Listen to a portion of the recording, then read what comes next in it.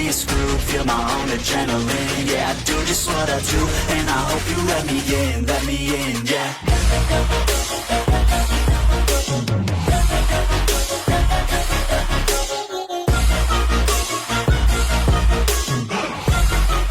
Hello and welcome back, fellow anime lovers, to Cypherfics.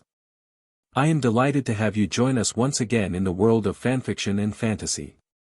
This is the 6th part of, What If Ichigo Enters KUROINU? Special note, this fanfic is written and a masterpiece of Takamagara 2012 on FANFICTIONnet. Do check and support the author too. Now smash the like, share and subscribe button for more. Also press the bell icon so that you never miss such great parts. Thanks for the introduction. Now let's dive into the world.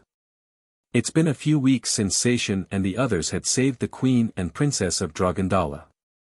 When both Nina and Kachu arrived to the chapel that same day, everyone was happy that they were safe. They even had thrown a party in Kachu and Nina's honor. Nina and Oriheim became such an incredible cooking team. Kachu was happy to be back to seeing her friends and meeting a few new ones as well. The new week came as Aliyah and the others were doing some cleaning around the house while Rukia, Ranjaku, Orochi, Yachiru, and Nozomi all left for the market near town. Aliyah was humming to herself as swept the floors using her magic. Once she finished sweeping the floors, she then heard some thumbing nearby, coming from Seishin's room. As she walked over to his room, she cracked the door open and saw Seishin giving Kachu and Nina the love they dearly missed. Aliyah blushed at how the two ladies were moaning within the soundproof room. Nina was kissing Seishin deeply while he continued to slide his pleasurable man-meat in and out of Kachu's lower region. Aliyah used her magic to hear what's going on without disabling the soundproof barrier. Ah, Seishin. So good. More. More. Kachu cried as Seishin continued to hit her sensitive spots within her inner walls. The dragon princess held her right BRST while the other bounced with each move, feeling Seishin's strong gliding deeper inside her walls. When you're done, please do me next. I want that strong PP inside me like last time. Nina said as she caressed her own BRST and fondled her slit. Nina, while feeling aroused, turned into her dragon form, bone-colored horns appeared on the sides of her head, a long light pink tail, pointed ears like her daughter, cute but pointy fangs as well as pink dragon wings. However, she made them as small as her hands, making her dragon form cute to match her royal beauty. Seeing that made Aliyah aroused once more. She quietly lifted her top, revealing her ample melons and fondled one of them while her other hand slid down into her skirt and rubbed against her slit, imagining that Seishin was doing that to her instead of Kachu. As her imagination grew more NTMT, she immediately reached her orgasm as she quietly moaned at the same time. Both Kachu and Nina reached their pleasurable climaxes. The apprentice suddenly saw her orgasm splattered on the floor like the last time when she saw Seishin with Olga and Chloe. She quietly used her magic to clean up her small mess and resumed her cleaning. After Seishin giving Kachu and Nina the love they long desired, the three then got cleaned and dressed before they left Seishin's room. At the same time, Seishin took his combat pass with him. When the three arrived to the dining room, Nina motioned Seishin to his seat while she and Kachu went to the kitchen to fix breakfast. Alicia, Prim and the others all arrived to the dining room and sat down with him. "How you been, Seishin?" Alicia asked her beloved. "You've been waking up late in the morning for almost half a week." "Well, I've been used to sleeping with appealing women since my time here." Seishin chuckled sheepishly, which made Alicia giggle before she leaned in and kissed his lips. Prim joined in and kissed him as well. "What can we say, you are a lovable guy who we owe our lives to." Prim chuckled as she nuzzled his cheek. Seishin blushed a dark red as he watched the young pink-haired princess so close to him like a cat to catnip. "Good morning, Mstr." "Good morning, Seishin Dano." Seishin looked up as he saw Evelyn and Maya walking into the room. Along with them were Kagaya, her maidens, Alicia's nuns and Roro. They all greeted him. A smile was worn on his face as they all sat down next to him. Maya looked at him with a flirty but friendly look and Evelyn looked at him with a happy and loving look on her face. Kagaya giggled like a schoolgirl, and Roro grinned a toothy but happy grin. So, Mstr. How was your night with Kachu-san and Nina-san? Evelyn asked him with a calm giggle. It was fun, but to be honest, Evelyn. Being with you all is the best I ever been with. Seishin answered, earning a hug from Maya and the other girls. The red-haired ex-mercenary chuckled as she planted the young man's head between her ample melons. Lastly Kachu and Queen Nina, dressed in their casual attire, arrived and went to their seats, before planting an embrace on Seishin's cheeks. So what's for breakfast, today? Roro asked him, feeling both curious and anxious on what will be for their breakfast. At the same moment, Aliyah, Murasaki and Ingrid then joined the others in the dining room. Hey, Aliyah. Do you know what Oriheim is making today? Alicia asked the elf apprentice, wondering as well, despite her stomach grumbling. Ever since that welcome party for Nina-san and Kachu-san, I couldn't help but love her dishes. Even I don't know. Aliyah answered. I'm even surprised that Olga-sama and Chloe-san even told me that they're going to help her out as well. I'm looking forward to her food. Ingrid said. I haven't had such delicious home-cooked meals in a very long time in my timeline. Seishin smiled as he watched Ingrid and Murasaki feeling more at home. Even they were talking to each other like their sisters. Just then, Oriheim came out of the kitchen with 2 large pitchers of homemade orange juice. She wore her signature cheerful smile as she greeted them. Sorry for the wait, everyone. Oriheim announced with a giggle afterwards. Olga and Chloe were such amazing helpers. They did very well making breakfast, so I'll have them serve you your meals. Olga and Chloe came out of the kitchen dressed in maid outfits carrying trays with plates, each with a stack of pancakes and homemade eggs and turkey sausages. Seishin blushed a dark red at how well they look in their outfits. Seishin believed that Yoriichi had told them about that, just to tease him, still, it did make him smile. All the girls gazed at the delicious meals with stars and hearts in their eyes. One by one, Chloe and Olga gave them their plates. Once they got to Seishin, the two smiled as they gave them his plate. Hope you'll love them, Seishin-sama. Olga and Chloe said in unison as they kissed his cheeks. Seishin blushed and smiled at the 2 dark elves before they went to sit in their seats. Those look delicious. Maya gasped in excitement. What is it? They're what they call in our timeline, pancakes. Ichigo replied. Give it a try, they're fantastic. Especially how Oriheim makes them. Ooh, how exciting. Roro squealed in eagerness.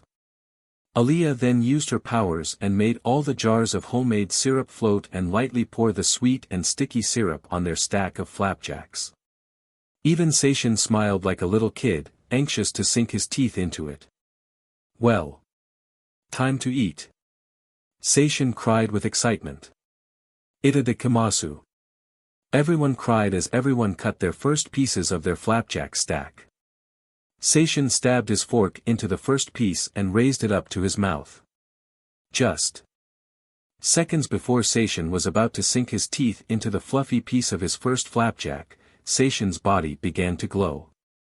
Before anyone else could react, the red-haired Shinigami immediately vanished in the blink of an eye. The fork he had slowly fell through the air like time slowed down to a halt. Aliyah, Ichigo and Oriheim were first to catch what happened. Each second passed and everyone turned their sights to the falling fork. First is Olga and Chloe, next was Alicia and Prim, then it was Maya and Evelyn, Roro and Kagaya, Kachu and Nina, and lastly Murasaki and Ingrid. Once Seishin's fork landed back into his plate, everything was returned to normal speed. What the? Ichigo gasped. Mstr. Evelyn cried. Seishin Dano. He's gone. Maya cried. How did he disappear? Kagaya asked. Aliyah, Olga-sama, and Chloe-san. Did any of you see what happened? Alicia asked them.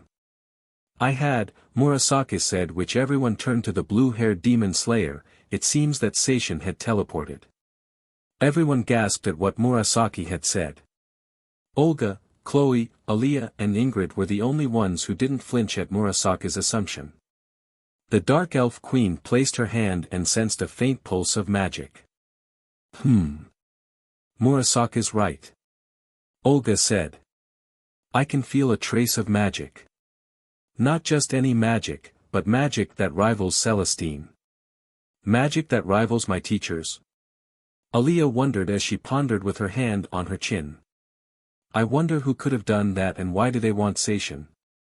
At the same moment that everyone in the chapel had noticed what had happened to him, Seishin was flying through a tunnel of white light, with multiple colors flying by him. Blue, yellow, red and black beams of light flew past him as the red-haired Shinigami flew through. At the same moment, his inner hollow appeared in his astral form, looking around at the multicolored tunnel. Seishin, what the heck's going on? Seishin's hollow asked him. I have no clue, but from my speculations, we are being teleported to somewhere. Seishin answered. It's similar to how Aaliyah had teleported us. If you're right, then someone needs our help.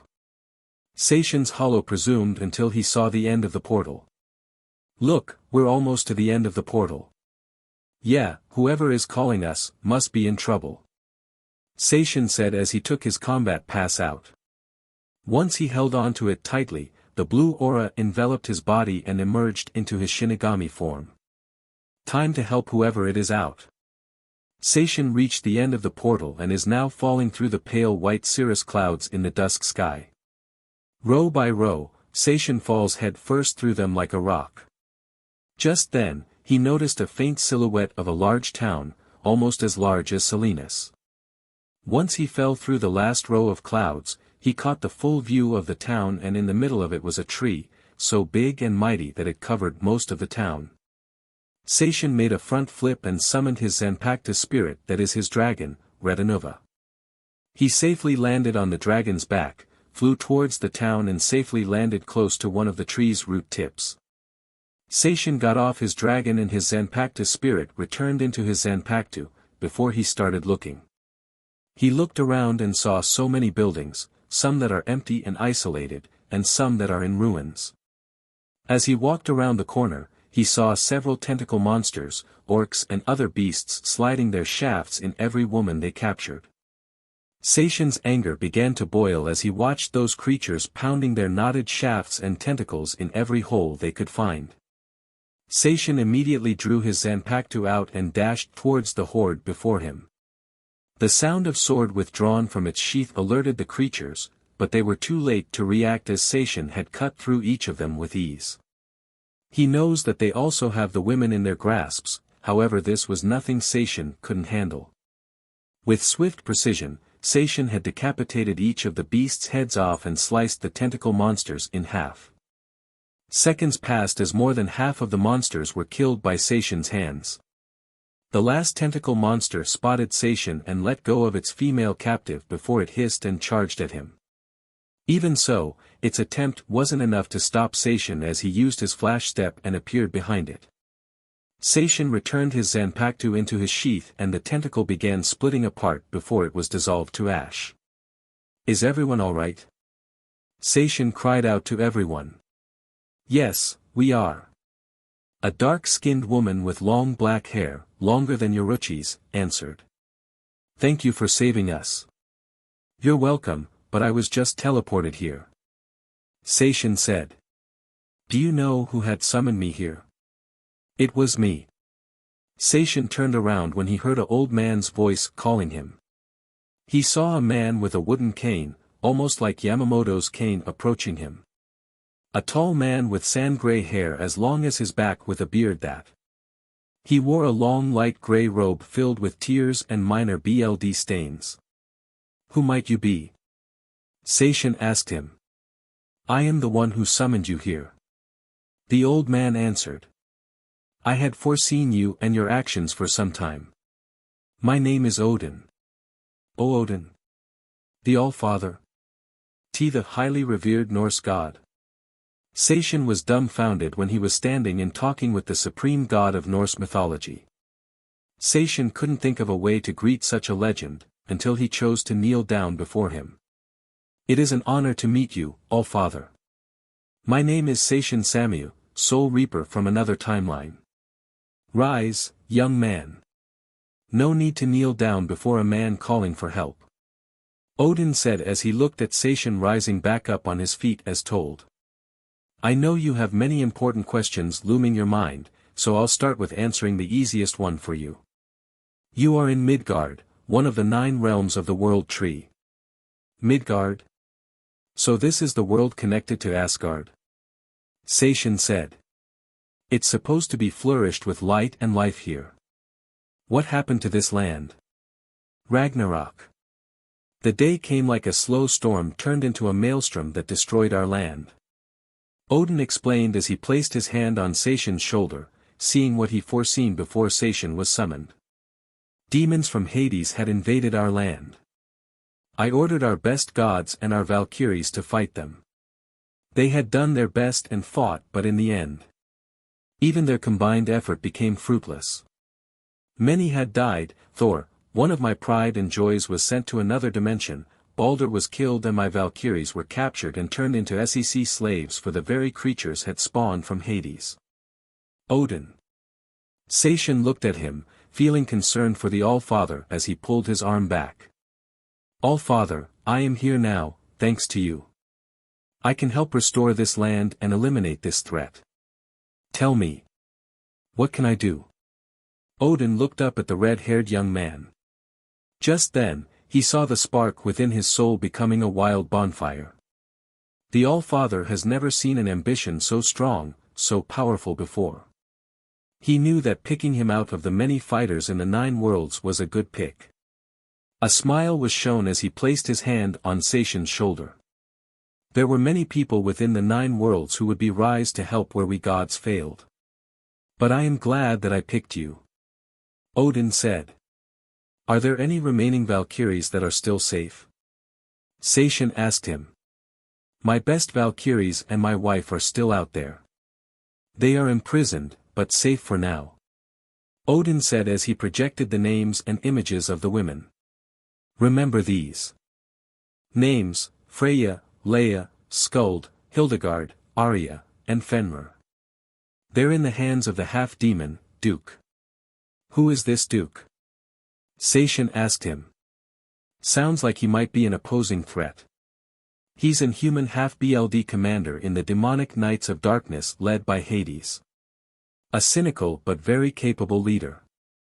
Odin explained until he cringed from the wounds he endured.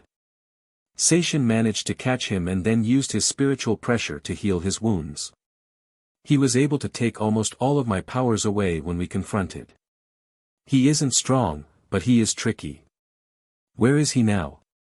Seishin asked the Nordic god, and with his wounds healed, he raised his right arm and pointed towards the castle in the west. Seishin looked up and saw a glimpse of dark clouds. From there, he felt a trace of spiritual pressure. It's strong and dark. Nearly similar to Kenpachi when the two had first met. Seishin then helped Odin to some of his Valkyries before he stood back. That castle is where Duke and my best Valkyries are at. It's a long walk from here. Do you think you can make it there in a short moment? Odin said as he watched Seishin walking a few inches away, his eyes set on the castle. Odin. All-Father. Seishin called him as he turned around with a calm smile. Odin turned his sight to the young man. I'm a soul reaper, I can make it there and save those Valkyries. You summoned me here, after all. Don't worry, I won't let you down. Odin smiled as he saw hope resonating within Seishin's spirit. It is flowing through his body like an endless wellspring. The Nordic god chuckled for a moment before he looked back at the red-haired Shinigami drawing his Zanpakuto out of his sheath. I believe you. Go forth, Seishin Samu. Save our world. Odin said as Seishin replied with a nod before he ran forwards. With pleasure. Erupt, Red Nova. Seishin cried as flames enveloped the sword and his hand until it became the crimson kyber blade in his hand. Just then, his Zanpakuto spirit of a dragon came out, Seishin hopped on his back and the two took flight. "You're our last hope. Seishin." Odin calmly muttered. "Please bring peace to Midgard." That afternoon back at the Chivalry's secret chapel, everyone was wondering where Seishin could be teleported at. Aliyah and Olga gave it their all using their magic to locate where the red-haired Shinigami could be at. Orihime and Ichigo then explained what happened to Rukia, Ranjaku, Yoriichi, Yachiru, and Nozomi. They took it well, except for Yachiru and Evelyn. "Don't worry, Yachiru," Yoriichi said to them. "We'll find Seishin soon. I know he's alright, wherever he is." "I hope so, Yoriichi-chan," Evelyn replied as she looked up at her. "Aliyah, Olga, Chloe. Any luck on finding Seishin?" Rukia asked the three elves. "Unfortunately, no Rukia," Olga answered. "Even our combined magic can't find Seishin's presence. Seishin couldn't pull any pranks," Rukia said. "Seishin's good with Kido, but he has limited abilities for teleportation. The only teleportation move he can do is shadow travel." "Oh, where can Seishin be?" Alicia wondered as she and Prim grew both worried and depressed. "Damn it, Seishin. Where are you at?" Chloe growled as her anger and worry began to grow. Everyone began to worry about the red-haired Shinigami. Orihime, Ichigo, Rukia, and the others were trying to calm the other girls down. Fortunately Aliyah remained the only one meditating as she was trying to pick up Seishin's presence. Her mind remained calm and quiet, despite the loudness in the background. It was then, she picked up glimpses of Seishin in another location. Those glimpses flashed like blinking lights for a second. Aliyah almost found Seishin's presence, but she needed that last push. The second Seishin activated his Zanpakuto, that last push came to her. She found where the young Shinigami was at. "I found Seishin," Aliyah cried, which made everyone stop what they're doing. Just then, a bright light flashed from behind. Everyone covered their eyes from the intense brightness covering the room. Though her eyes were covered, Aliyah peeked through her fingers to see a figure in the light. Once the light had faded, the figure revealed himself. "Who are you?" Aliyah asked him, "and why are you here?" "Wait," Ichigo called out as he approached the mysterious man. "You're Odin, right? The Nordic god of the Aesir?" "That is right, young man," Odin answered, which surprised everyone. "And I was the one who brought Seishin to Midgard." But why someone like you do something like that?" Aliyah asked him. Odin looked down and sighed before he looked back at the group. That alone caught Ingrid's attention. The tan-skinned ex-mercenary rose from her seat and looked at the Aesir god. "Something is wrong in your world, isn't it?" Ingrid asked the elder god, which surprised the others. "Yes, but before I can tell you who, I'll explain what had happened with one word," Odin answered. "Ragnarok." Seishin, riding through the air on his Zanpakuto spirit, read Nova as they were on their way towards the castle in the far west. Ever since he saved Odin after being teleported here, saving his best Valkyries that were being held by the half-BLD commander, Duke. As the young man was en route to the location, Seishin's hollow appeared in his astral form once more.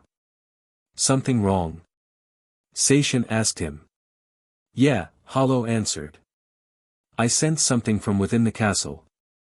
"What is it? Is it the Valkyries? Or Duke?" Seishin wondered.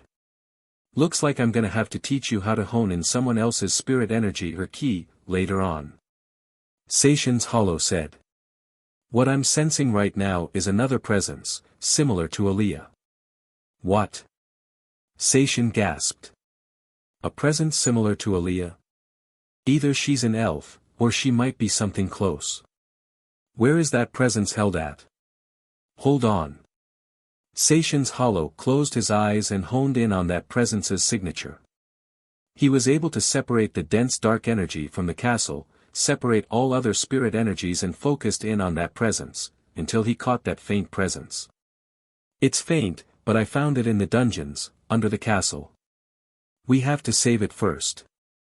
Alright, we'll go save, whoever that is. Red Nova, dive. Seishin, his hollow and his dragon were very close to the castle. The young man ordered his dragon, who obeyed without a second thought, to dive into the forest. Once they safely landed, Seishin petted his dragon before it returned into his zanpakuto. When you sensed that presence, you honed into that presence's signature, right? Seishin asked his hollow persona. Yes, just close your eyes, preferably meditate, and focus on that signature. Seishin's hollow answered. Clear your mind, and separate the mixed energies surrounding this place. Seishin sat down in a meditation pose. He placed his left hand on his thigh while the other hand touched the soft grass. Once he closed his eyes, he began to focus on that mysterious presence. He picked up on the mixed energies right away, but once he took a deep breath, he began to bypass the energies until he picked up that presence. However, to his surprise, that presence was from a female, chained to a wall. She was a tall young woman with red hair and red eyes, almost similar to Seishin's eye and hair color. She also has quite the athletic build despite her pneumatic knockers, toned abs and muscular arms. But what's different was that she has sand gold horns, cow ears and tail and legs. And around her neck was a scar. It looks like someone had cut her throat, and she's crying, were the words Seishin's thinking of. Once Seishin opened his eyes, the calm look on his face was replaced with determination. That presence is indeed coming from that girl in the dungeon. Seishin said before summoning his hollow mask. Let's go and get her, and then the Valkyries. Just the words I want to hear. Seishin's hollow smirked before he returned to Seishin's inner world. Seeing that the area he's in is full of trees, gives him the advantage to use his shadow travel. Seishin took a deep breath before jumping into the inverted world. Seishin looked around and saw the presence down below. He dived downwards like a speeding bullet, towards the floor where that hybrid's at. He also sensed 3 mutated monsters guarding the cell that she's at. With a growl, he flew into the area until he's right under them. In the dungeon, at the same time that Seishin arrived outside the castle, the hybrid girl struggled to break free. She could try to speak, but thanks to that scar around her neck her voice remained muted. She tried to break free from the chains for another few minutes until she gave up. As she started to silently weep, she noticed something outside the door of her cell. The 3 monsters ran to see who's there, only to get sliced to pieces in seconds.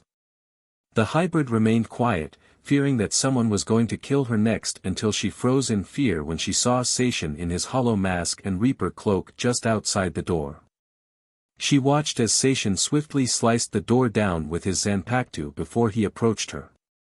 The half-human closed her eyes and cringed in fear, thinking she might be next to be killed off, until... Are you alright? Seishin asked her until she opened her eyes and looked back at him. Don't worry, I'm not here to hurt you. I'm here to free you. The half-human tries to speak but thanks to that scar on her neck, she feared she will never speak again.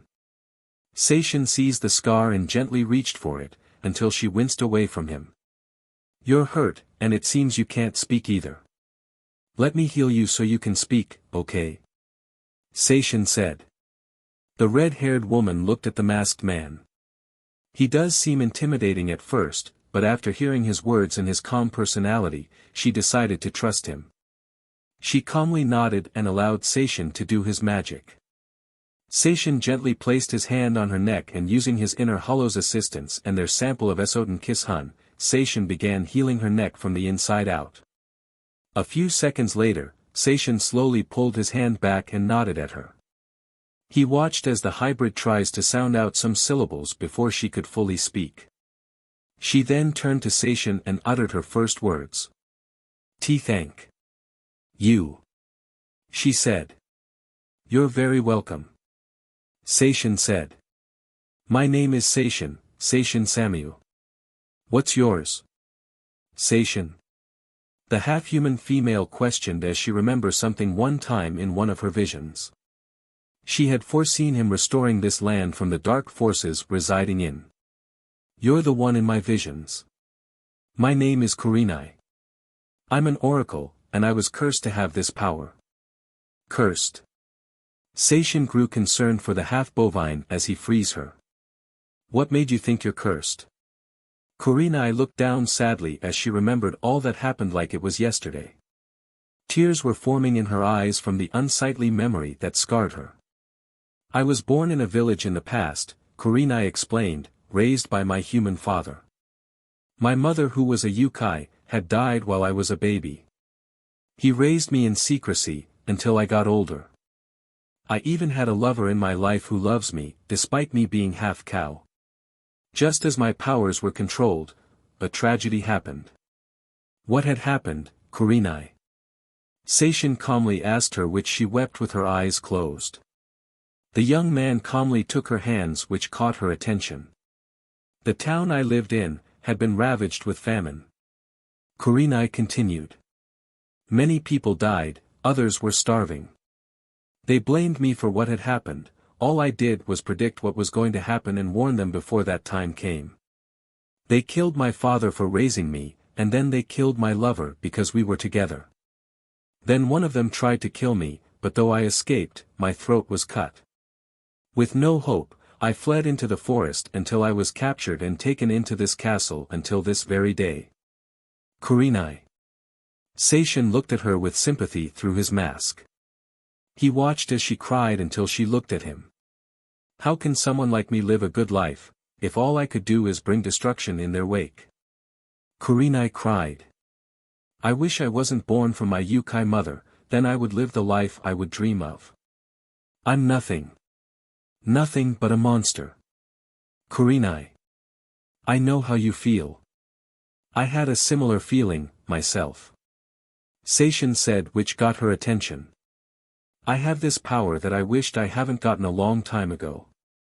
This mask, this is the power I had hated when I had gotten it. Seishin removed the mask without deholofying. As KUROINU watched, a dark red blush colored her cheeks when she saw a handsome young man with the same colored eyes and hair. He looked down at his mask and back at her. I am a soul reaper, with hollow powers. Seishin continued.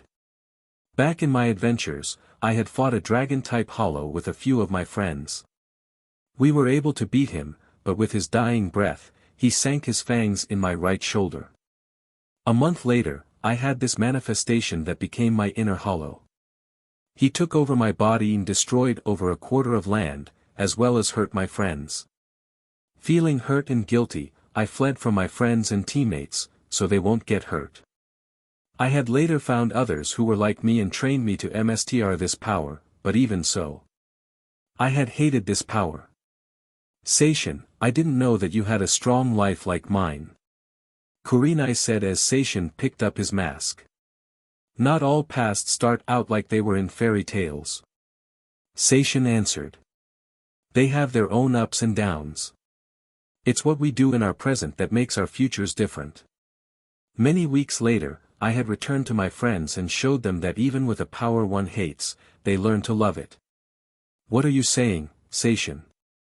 KUROINU asked. I had learned this from superhero movies and comics in my timeline, but there is one thing that you should probably take to heart, KUROINU.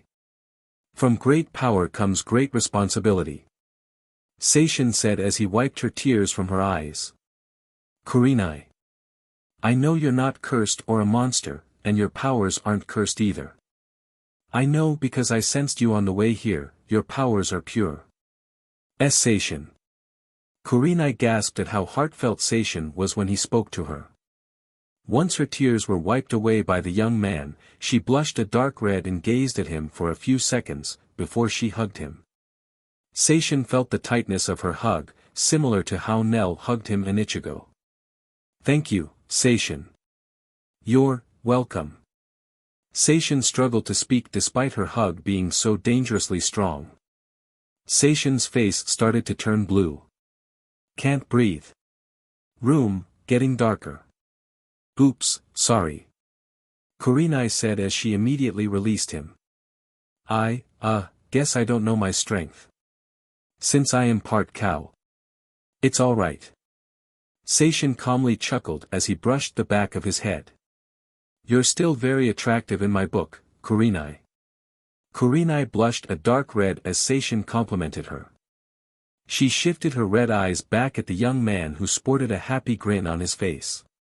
Her heart began to skip a beat, her breathing grew heavy, and her eyes sparkled. KUROINU. Seishin continued, if you want, you can come with me. I have plenty of friends who would love to have you join, delicious food, hot springs, and plenty of room for you to stretch, and lay down at. Plus, you won't get raped by these monsters here. What do you say? KUROINU was slightly taken aback when Seishin offered her his invitation to join him. It didn't take long for the half-bovine to decide until she happily hugs him. I would love to join you, Seishin. KUROINU happily replied before she planted kisses on his cheek, leaving him with a dark red blush. I would love to go anywhere, as long as I am with you. Alright, let's get you out of here. Seishin said as he and KUROINU got back up. Just then, Seishin's inner hollow contacted him by possessing his right eye. Seishin, I do have something for you. Seishin's hollow said. Check your inner pocket. Seishin was curious to see what his hollow meant. He reached into his cloak's inner pocket and pulled out a scroll. It's a teleportation scroll. Seishin's hollow continued. I found it in Yoriichi's bag. I sense that it was a prototype, so use it wisely. I see. Okay, thanks hollow. Seishin said as his right eye returned to normal. KUROINU, on the other hand, was a little confused at what happened. Oh, sorry KUROINU. I forgot to mention, after some time, missions and all, my hollow steadily became more good than a monster, until he became my right-hand man. That's good news. KUROINU answered until she followed Seishin through the halls. The two ran through the empty halls and stairways, relieved that no other monsters were patrolling the areas. The two reached up to a room where it's teeming with monsters. What can we do now, Seishin? KUROINU wondered, feeling worried. I don't want to be trapped in a cell room again. Seishin turned to her and held out his hand before he asked her, can you trust me, KUROINU? Why yeah, I trust you. KUROINU replied as she took his hand. The second she took his hand, Seishin immediately summoned his hollow mask. Then he and KUROINU sank into the shadows, using shadow travel. KUROINU was amazed Seishin has this ability, the same ability he used to enter the castle and save her. The two flew through the shadow realm until they got to the other side. Alright, we should be able to progress. Seishin said as he and KUROINU came out of a shadow. So, Seishin. KUROINU called him as the two progressed. Alongside rescuing me, why are you here? I was summoned to this world by Odin. Seishin answered. He told me his wife and elite Valkyries are imprisoned here.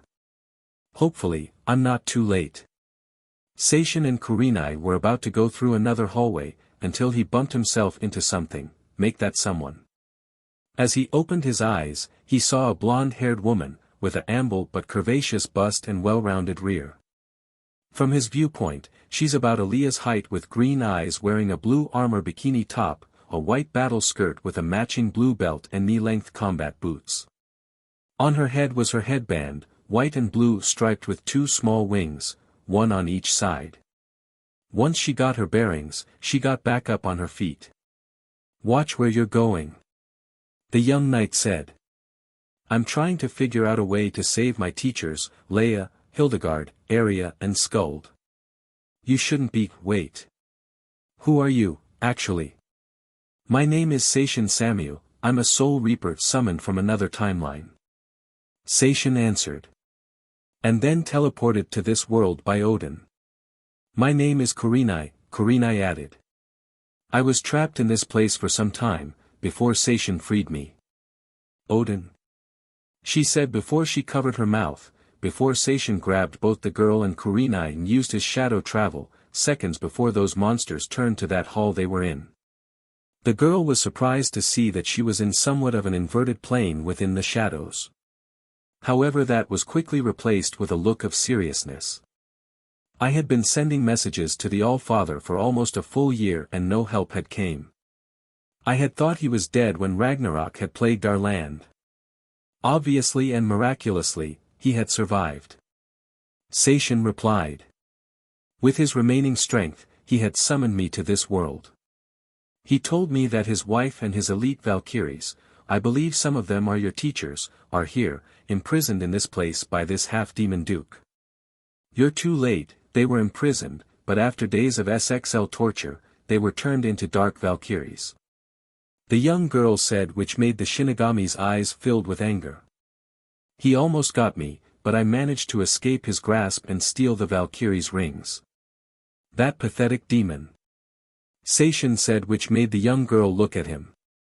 As his fist tightened, the shadow realm began to rumble violently from the rise of Seishin's spiritual pressure. He's just as vile as Volt. Volt? The young Valkyrie asked. He's the leader of a group of mercenaries called KUROINU. Seishin answered. Before I was summoned to Salinas, there was a war in that land between the Dark Elves and humans. Soon after KUROINU was assigned to help with the war, until they became lust-fueled men who took over the land and corrupted the princesses of each district. So you have someone who is just like Duke in that world. She thought aloud for a minute. After remembering the last moment of her friends and teachers before they became dark Valkyries, the young girl fell to her knees with tears in her eyes. I am on the verge of giving up. My friends and teachers became servants to Duke, and even if we do save them, how can we get them to remember? Let's face it, if Odin was truly alive, then his last hope is all for naught. Seishin looked down at the young Valkyrie with sympathy. But he remembered that same look Aaliyah had once, before she summoned Seishin that time. After she saw Olga, Chloe, Alicia, Prim, Kagaya, Roro, Maya and Evelyn safely return to the chapel, she knew he was their only hope for Salinas, just as he will for Midgard. A calm smirk was shown as he placed his hand on her head, which got her attention. You don't have to worry now. Seishin said. Odin had summoned me with the last of his strength. After seeing my skills in action, he knew I was his last chance to bring peace to this land and I won't let him down. Mark my words, I will save your friends. The young Valkyrie was astonished at his vow to save them. She hadn't seen such spirit since her time training with the others. Kurenai smiled at his ambition while the young Valkyrie rose back to her feet. What was your name again? She asked him. Seishin Samayu, and this is Kurenai. Seishin answered. What's yours? Lorielia. The now named Valkyrie replied as she held out her hand, motioning Seishin to shake her hand. Seishin calmly nodded as he shook her hand. To find Duke and my friends, they're up at the main tower. But we need some help. Just then a female voice rang their ears and their ears alone. Seishin, can you hear me? He gasped as he knows who is it. Aaliyah, you can hear us? Seishin asked. Yeah, we can hear you. She replied. Odin is here with me as well. All-Father? Lorielia cried. You're alive. All thanks to Seishin there. Odin said. Listen, there's an empty room near you. Head there so we can discuss in person. And I'll be bringing Ichigo and the others with us. Aaliyah added. Have Orihime accompany them as well. Seishin said before the three went to the door at the end of the corner. Seishin used his spiritual pressure to find any enemies, however it was empty, like Odin said. The three then walked in, and stood in the center of the room, until a bright light illuminated the room for a few seconds until a few familiar faces caught his attention. Seishin. Alicia cried as she hugged him tightly. Seishin smiled as he hugged her back before looking over her to see Ichigo, Rukia, Ingrid and Murasaki, Maya, Yoriichi, Ranjaku, Nozomi, Yachiru and Orihime. You all made it. Seishin smiled. Thank, Aliyah. Maya said. She's the one who was able to find you before Odin found us. After explaining what happened, we all teamed up before being teleported here. Chloe was about to go into a temper tantrum, out of worry for you. Ichigo smirked as he fist bumped with Seishin. Well, looks like I'm gonna have to calm her down when I return. Seishin chuckled. But other than that, I want you all to meet Kurenai. She's an oracle. She was casted out of her home due to her predictions, and almost lost her voice from her throat being cut. Now she wants to join us. Pleased to meet you all. Kurenai bowed before them. Any friend of Seishin is a friend of ours. Aliyah said. Welcome to the family. Anyway, now that we're all together, we should discuss what to do. Lorielia said. All father, the others are up in the main tower. Unfortunately, even I can't think of a plan to do this. Odin sadly answered. I think Seishin should be the one to form a plan. If anyone's got the will to save Midgard, it's him. I do have one plan in mind. It's kinda tricky to do, but I think it might work with all of us here. Seishin said. Are you all ready? Ichigo smirked as he gripped Seishin's shoulder and calmly nodded. Maya winked, Alicia, Murasaki and Ingrid nodded. Yoriichi smirked and nodded, along with Rukia, Orihime, Ranjaku, Yachiru, and Nozomi. We're all with you, Seishin. Aliyah said. You are the leader after all. I have faith you'll save them, Seishin. Odin added. I know whatever plan you have, will work. May the spirit of the Aesir bless you on your task. Seishin looked around as he saw everyone cheering for him. He chuckled while brushing the back of his head before making his decision. He took a deep breath and sighed, just before summoning his hollow mask. Alright then, here's the plan. Seishin said before he started to explain his plan. Little did they know, they were being watched from afar. A tall young man with dark red hair, red slitted eyes, pointed ears was watching what's happening in a crystal ball. A calm but smug smirk was worn on his face as he saw Odin within the group. So, Odin. You have survived after all. Duke said with a calm voice. And you got yourself a team to stop me, huh? Well then, let's see just how well that team of yours will fare against me. 1 week ago at Volt's castle. So, that same man that you and I have encountered is a human with supernatural powers, hmm? Volt asked as while sitting on his throne room mounting Celestine in his lap. The high elf whimpered and moaned at Volt slamming his thick meat inside her holy entrance. On the side, smirking, Kabuto stood with his glasses gleaming in a brightly lit room, gazing at his workers, especially the 7-foot bald-headed eye-patched man with cold, ice-blue eyes. An idea began to form from the snake mage's mind as he looked at the muscular man standing against a pillar. That is right, Kabuto answered. He's a powerful fighter. No wonder he even outsmarted me and killed Jinyol. However, all of that is about to change. You have a plan? The head leader of KUROINU asked. A wry grin was worn on his face and a calm chuckle was made before he opened his eyes and looked back at Kabuto. What do you have planned, Snake Mage? Remember these words, Volt. Iron sharpens iron. It requires some time and some specific BLD, and I already have both of the requirements. Kabuto grinned as he held out a vial of Jinyol's BLD in his scaly hand. Jinyol's BLD, I presume? Volt guessed what it was. Kabuto smirked, which led to the leader's question answered. So, what will you do when you get them all in your possession? Patience, Volt. It's already in progress. As I speak, I had already left a little tracer on that swordsman. The rest will be set in due time.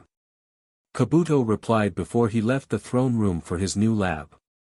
Soon, our plans will come to action once that dragon is put down. I'm looking forward to that promised time.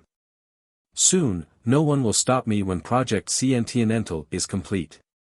Volt chuckled at that idea before he grunted, releasing his load inside the head elf, causing said elf to gasp and from the feel of Volt's hot milk filling her up. Present day.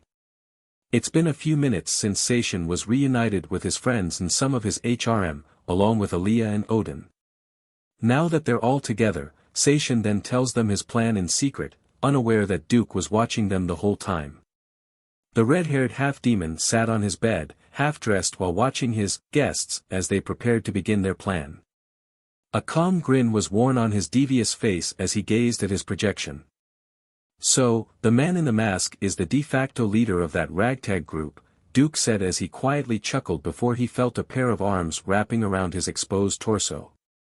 His eyes shifted to see a blonde young woman with red eyes pressing her body against her arm. Her perky E-cup melons were smothered against his lean body as she leaned in and saw the projection. "Something wrong, my king?" the blonde Valkyrie asked in a calm and soothing voice.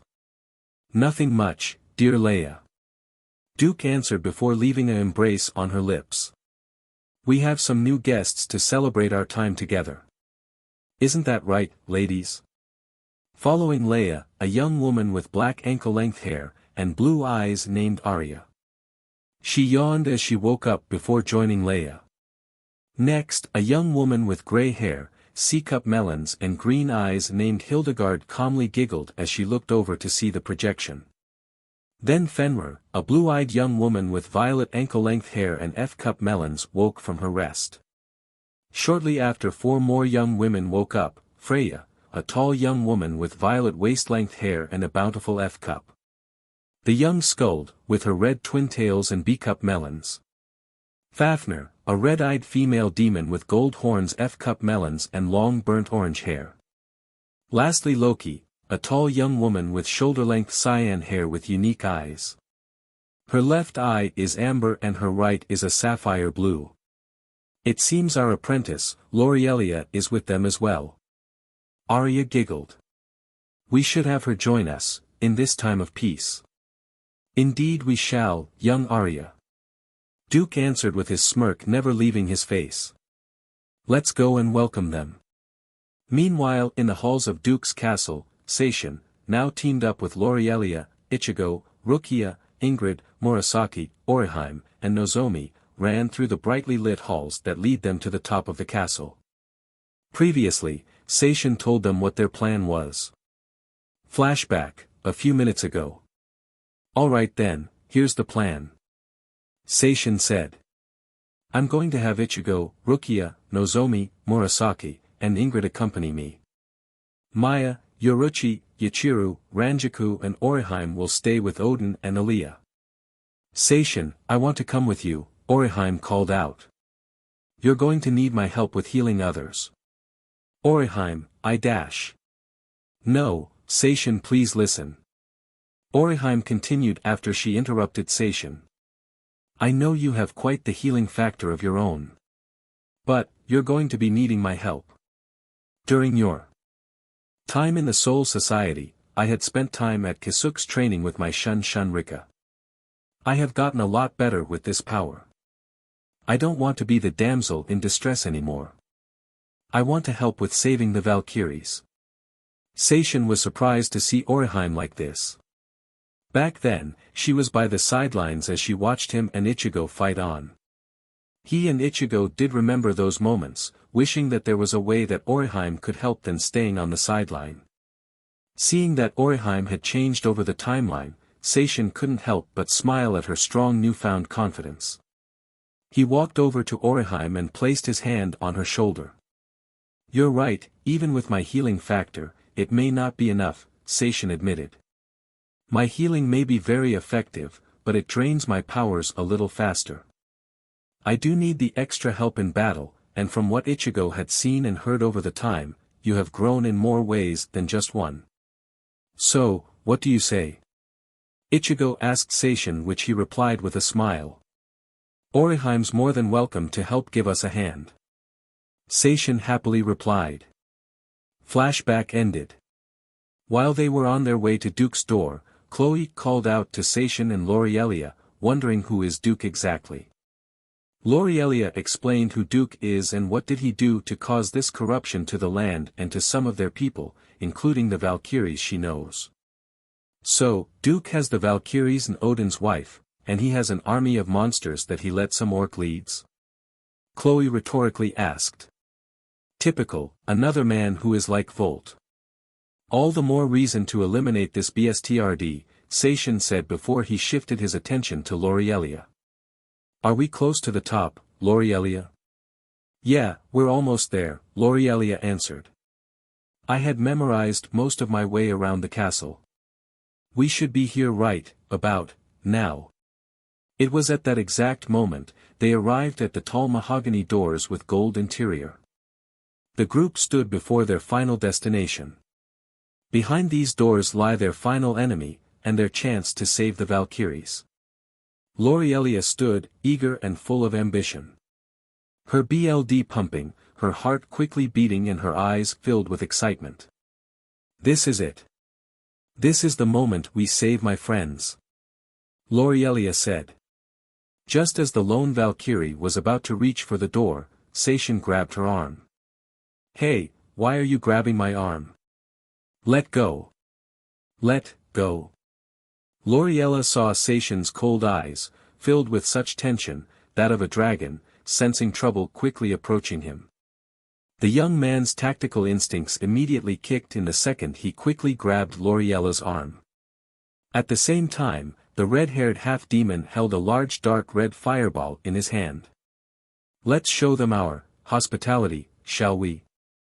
Duke rhetorically said before he threw that fireball that fast with no effort. Seishin's instincts kicked in, the moment he saw something glowing at the bottom of the door. He immediately pulled Lorielia back before he held out both of his hands. Beikado number 81. Thank you. Seishin cried out before a rectangular energy barrier appeared in front of the door, seconds before the fireball struck the door and exploded. W.O. Lorielia gasped when she saw the door destroyed. That would have been my unfortunate end if you haven't stopped me. Thanks, Seishin. Don't thank me, yet, Seishin said as the barrier faded and he stepped through those destroyed doors. We have one demon to kill. Welcome to my humble abode, Duke said to Seishin and his team as he and his ogre ally. I appreciate you coming all this way. My name is Duke, and beside me are two of my loyal subjects. To my left is my demon commander Flunglini and to my right is Freya, former wife to Odin. I'm sure that you're all here for her and your friends, are you? Behind Duke were the very Valkyries Lorielia was talking about. All of them, except Freya, were adorned in black armor. Lorielia growled as she stepped forward with anger filling her eyes. Duke, you monstrous pig! Lorielia cried out, getting the unmoved half-demon's attention. Everything you had done, my home in ruin, Odin nearly died, and my teachers and friends, succumbed to your lust and corruption. I will end you right here, right now, by my own hands. Corruption? Duke asked before a chuckle was made. I didn't corrupt the world, I merely shared the one thing you Valkyries are denied of, and that's a loving embrace. Embrace? You, your orcs and monsters defiled them and made them your playthings. Lorielia rebuked. You don't know a DMN thing about love, you worthless parasite. In that case, let us show our lost little Valkyrie the paradise she craves. Sigurd, Suvia, bring Lorielia to me. The moment Duke called out those two names, two more Valkyries appeared behind her. One was a young woman with waist-length hair and green eyes. She was dressed in a pitch-black BR-like armor plate with a helmet adorned with two small wings. She wore a black skirt, supported by a brown rope-like belt around her waist with a flap in the front. In her hands was a large sword with a jade-green blade. The blonde quickly wrapped her arm around Lorielia's neck. Sigurd! Lorielia cried as she struggles to break free from her grip. Snap out of it! Lorielia! Seishin cried out before the other girl appeared. The other one was a blue-eyed young woman, shorter than her, with long silver-white hair, stretched down to her waist and tied in twin tails. She wore an all-black armor with green stripes running down her gauntlets, around her ankle and down the front of her legs. She glared at Seishin before she drew her long sword out. Seishin quickly reacts by using his flash step to evade the attack. He then reappeared behind her and used a cobra strike at her back, sending her into the wall. Sigurd suddenly turned to see Seishin quickly approaching her. "Lorielia, jump now!" Seishin cried. Lorielia heard what Seishin ordered and immediately jumped until she was high above her head. Seishin held out his index finger, aimed at the blonde Valkyrie. Hado number 1. Show. A small amount of energy from his index was fired, hitting Sigurd at her chest strong enough to free Lorielia from her grip and made her fall flat on her back. Rukia followed him by using Baikudo number 61. Rikujo Keoro, trapping the two girls in 2 sets of 6 rods of light. She and Ichigo immediately carried them and stayed with the others. Duke, on the other hand, wasn't impressed. "It seems you have some skills," Duke said, before he snapped his fingers and summoned an army of monsters in black armor. Seishin immediately recognized the armor back when he and the others were at Dragondala. Monsters in black armor. "Let me guess, you and Jinyal had worked together." Seishin smirked when he asked Duke that very question. "Wait, how did you KN, you? You're the one that killed Jinyal." Duke glared down at the red-haired Shinigami. Seishin crossed his arms while staring back at the half-demon. He was a powerful platoon general, and his army was a force to be reckoned with. It's quite a surprise that he was slain by a mortal. You and your team have piqued my interest. Too bad my interests are short-lived. The red-haired half-demon snapped his fingers and the monster's eyes glowed in bloodlust, preparing to confront Seishin and the others. "Seishin, can you handle Duke?" Nozomi asked him. "Yeah, I'll handle this," Seishin answered. "At the same time, Lorielia will assist me with saving the other Valkyries. That's why I am here," Lorielia said as she nudged Seishin's side. "Let's go save my teachers." "Humph. Kill them." Duke ordered his army to attack. Ichigo brought out both Zangetsu and charged in, headfirst.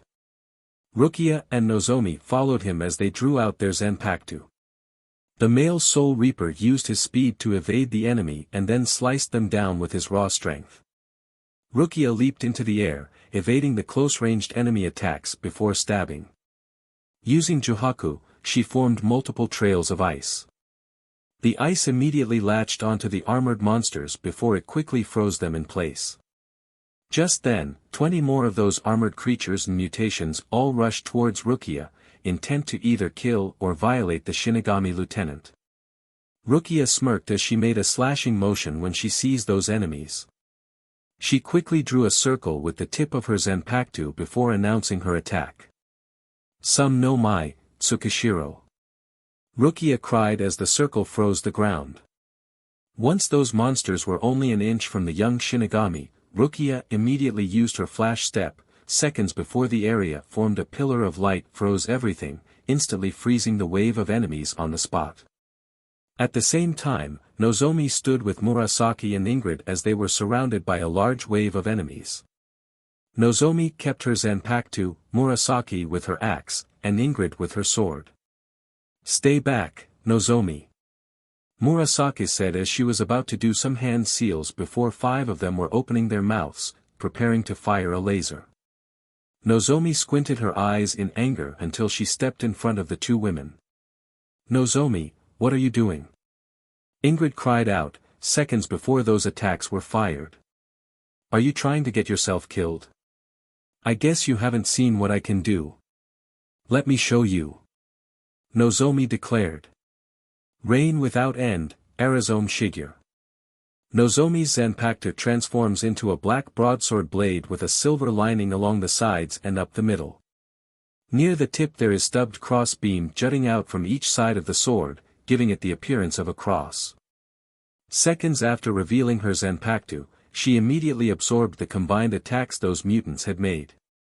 As she absorbs the beams, the middle of her Zanpakuto began to fill up with pink energy like a gauge, resembling a Celtic cross. With a loud roar, Nozomi swung her Zanpakuto horizontally, releasing the absorbed energy back at the enemy, eradicating them in seconds. Murasaki and Ingrid were quite surprised once more at how much power a Soul Reaper has ever since Seishin and Ichigo had unleashed that power back in Dragondala. Nozomi smirked as she turned back to the two women with a chuckle. "What was the name of your sword?" Murasaki asked her. "My Zanpakuto is Arizome Shigure." Nozomi answered as she remembered the time she was being trained by Ichigo, Seishin, Toshiro, Rukia, Renji, and Yuryu. "Its power lets me absorb energy and release it back at them." Just as the anti-demon ninja and the Hell Knight were complementing Nozomi's power, another wave of enemies appeared. The two women nodded and then they leaped into the air. Hell Dragon's Roar. Ingrid swung her sword in a circle when it was enveloped in swirling black and violet flames. At the same time, Murasaki performed hand signs as she prepares to unleash one of her strongest moves. Ninja Art, Wind Dragon Cyclone. Murasaki unleashed a swirling wind vortex with the tip shaped like the head of a dragon. The two launched their dragon-themed attacks at the wave of enemies, with Nozomi assisted them by using Kido. She raised her right arm out and forward with the palm of her hand facing the enemy while gripping it with her left hand. Now. Heido number 88.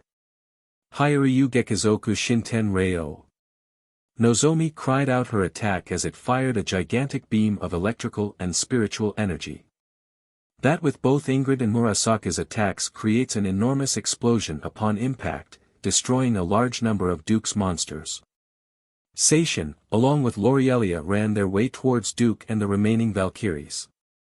On the way through the battlefield, he contacted Oriheim through his connection with his inner hollow. "Oriheim, did Aaliyah give you a vial of her divine oil before we started with the plan?" Seishin asked her. "Yeah, I got the oil." Oriheim answered. "Don't worry, I know what to do. Just focus on your mission." "Okay, just stay safe," he said before he connected to Ichigo. "Ichigo, when you and Rukia are done, assist Oriheim as best as you can." "We got it under control, Seishin," Rukia said. "We're now with Nozomi, Ingrid, and Murasaki. We're all in this together." "Rukia's right, just focus on kicking that demon's butt, Seishin. You and Lorielia got this," Ichigo said once he sliced down 3 more of Duke's monsters. "You got some pretty strong friends, Seishin," Lorielia said, which made Seishin chuckle. "Yeah, but right now, we have one last enemy to face. Are you with me, Lorielia?" Seishin asked the young but bold Valkyrie. "You know I am ready to go." Lorielia grinned before they arrived before Duke's presence. The half-demon stood with the lust-corrupted Valkyries, who has magically donned their armor. "So, you are here to end my reign?" Duke rhetorically asked.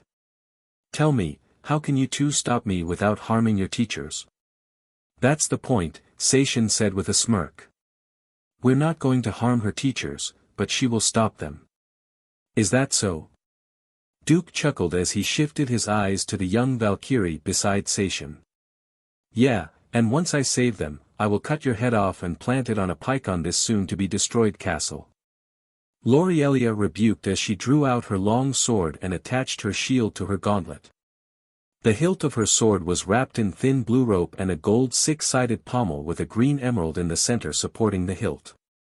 The dark jade blade was as long as her leg. The inside of the sword was all black with a gold edge and green constellation-like lines attached to each other like dots connecting to one another.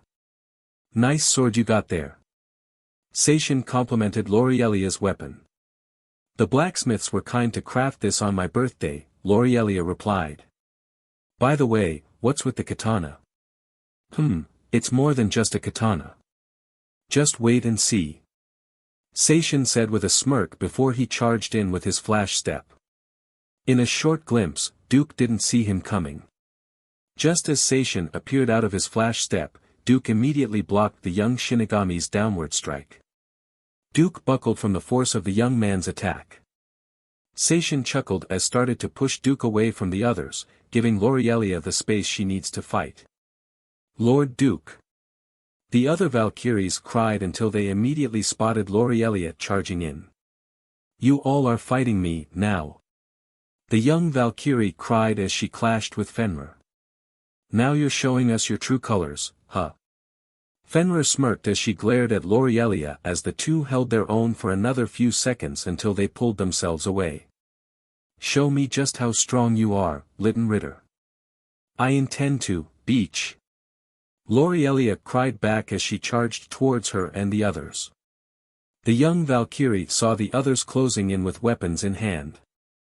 When she saw Leia and Arya making the first move, she broke free from the clash and parried the others away with her shield. Skuld and Fafnir were charging in through Lorielia's blind spot, but she spotted them through the reflection from her sword. She immediately jumped up before the other two attacked. As both Skuld and Fafnir looked up, Lorielia smacks Fafnir away with her shield and Skuld with a kick to her temple, sending her 3 feet away from her. Elsewhere Seishin was pushing Duke to the edge of the castle. The half-demon growled from his enemy, giving him much pressure. Just as they reached the edge of the castle, Duke pressed his right foot against the brick, giving him some support. I have to admit, he's strong. Damn it.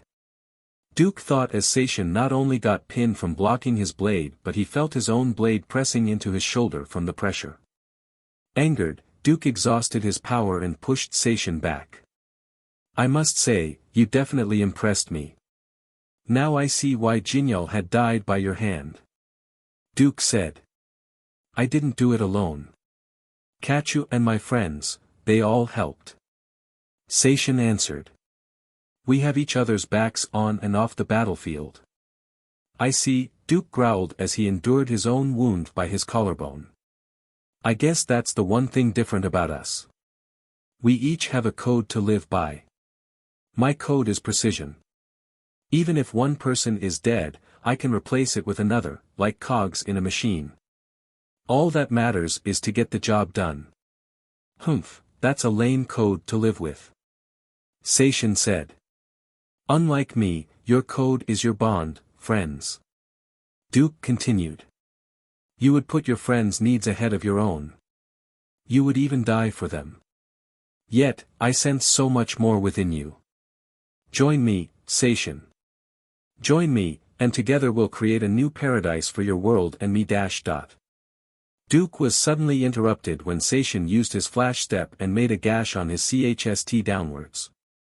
The half-demon general didn't see Seishin make a single move as he monologues before he groaned in pain from the sudden cut on his body. He cringed with his arms across his chst, trying to keep the BLD from gushing out. You are right about one thing, Duke. Seishin calmly answered as the two turned to look. Both of Seishin's eyes were covered by his bangs when he turned to the half-demon, growling at the Shinigami. I would definitely take a bullet or a gash from a sword, and die for my friends. They helped make me who I am. Tisk, Duke growled at Seishin's response before he saw his Zanpakuto heating up. Erupt. Red Nova. Seishin said before he was enveloped in a flaming tornado. The appearance of flames of that magnitude even made Lorielia, Fenrir, and the others stop to see what's happening. It wasn't long until Seishin appeared with his katana turned into the flame-colored Kyber blade, which is his Zanpakuto. I rather just kick your sorry butt, than have you corrupt this land even more. Seishin continued, making Duke growl. That's his Zanpakuto. Lorielia gasped as she watched Seishin with his sword in its shurikai. Steam emitted from the blade as he was heating up. Seishin remained unmoved with a serious glare, a glare with such a killer intent. I never saw Seishin carry such intense power before. How strong is he? That man with the flaming sword. He must be eliminated. Fenrir growled as she glared at Seishin with his Zanpakuto revealed. As Fenrir and the other girls made their move, Nozomi, Rukia, Murasaki, and Ingrid all appeared before the others and the three clashed blades. "You're fighting us now," Rukia said as she clashed blades with Leia. Murasaki and Ingrid were fighting Arya and Hildegard. Nozomi on the other hand with Ichigo were fighting Freya, Skuld, Fafnir, and Loki. "So you rather oppose my offer than side with me?" Duke stood back up and manifests his armor. His armor nearly resembles a black knight, his arms and legs were jagged with spikes, his hands and feet have sharp claws and a sleek tail. "Very well, I never liked chivalrous mortals." Seishin readied himself as he watched Duke charge towards him. Before the young Shinigami was about to parry the half-demon's attack, Duke immediately teleported himself and reappeared behind the red-haired Shinigami. Seishin immediately caught wind of his attack, and turned, just in time to parry his attack. As the two clashed, their blades let out a spark of red and blue as they fought with efficiency. "You may be powerful, swordsman. But I am just as good with my own skills than relying on raw strength," Duke said with a slight chuckle. "You might want to keep an eye on your team first, starting with your healer." "Oh, no. Oriheim, look out!" Seishin cried out, which it immediately got Ichigo's attention. "Oriheim?" Ichigo gasped until he turned to the doorway, only to see Ichigo's beloved in the half-demon's grasp. His arm was wrapped around her neck. Oriheim struggles to break free from Duke's grip while Duke simply chuckled. "DMN." Seishin growled, anger began boiling in his veins as glared at Duke's smug look on his face. "Ichigo." Oriheim struggled to speak. "I must say, for a group of powerful fighters, you have quite the healer." Duke chuckled as he held Oriheim around her neck by his arm. "I can sense such incredible power in this endowed beauty. Perfect curves, appealing hair, and such a cute face to match. Don't you dare hurt her." Ichigo barked. "You shouldn't take another step. Instead, you should focus on what's coming to you right now. Especially your leader."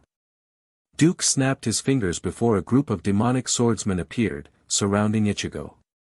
Just as Seishin was about to take another step, Fenrir charged at him with full force.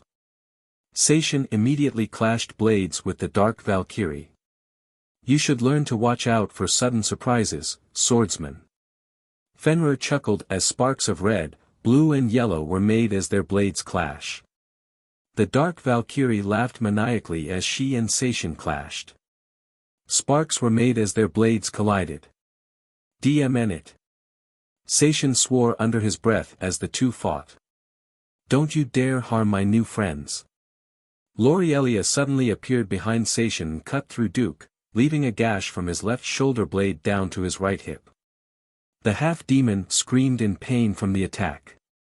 Duke growled in anger as he sucker-punched Lorielia down before he manifested his sword in an attempt to cut her, freeing Oriheim in the process. Seishin's eyes caught every frame of Duke's attempt like it was playing in slow motion. "DMN, I have to save her," were the words that he can think of before he shifted his eyes back at Fenrir. As the female attempts to raise her sword for her next attack, Seishin's eyes immediately hollowified before red stripes appeared looping over each other all over his body in a tribal fashion, connected to two circular rings, one on his chest and the other on his back, as well as a small diamond mark on his forehead. Aliyah was the first to see it. Ichigo, Murasaki, and Ingrid on the battlefield were the next ones to see it. The young man quickly parried Fenrir's blade before he dove into her personal space. "Seishin, no." Ichigo gasped. "Time I make this wolf see the light." Sabashal. Seishin immediately planted his left hand on Fenrir's face and a bright red glow illuminated the area for a few seconds. It was brief, but it was effective. Once the light faded, Fenrir fell into a state of unconsciousness. Seishin roared as he twirled his Zanpakuto before throwing it towards Duke. The blade flew through the air like a bullet fired from its gun, until it successfully severed his sword SWNGNG arm, seconds before his sword stabbed Lorielia. Seishin's Zanpakuto stabbed the castle walls. Duke growled before turning to see Seishin glaring at him while Fenrir had passed out. You wretched utlending. You severed my arm. Duke yelled before he raised his stub of a right arm before it was regenerated. I can see why Jinyal had a strong time with you. Not only did you make a mockery of me, but you injured me to this point. I don't give a flying DMN about it, Duke. Seishin rebuked before using Flash Step and reappeared beside Lorielia.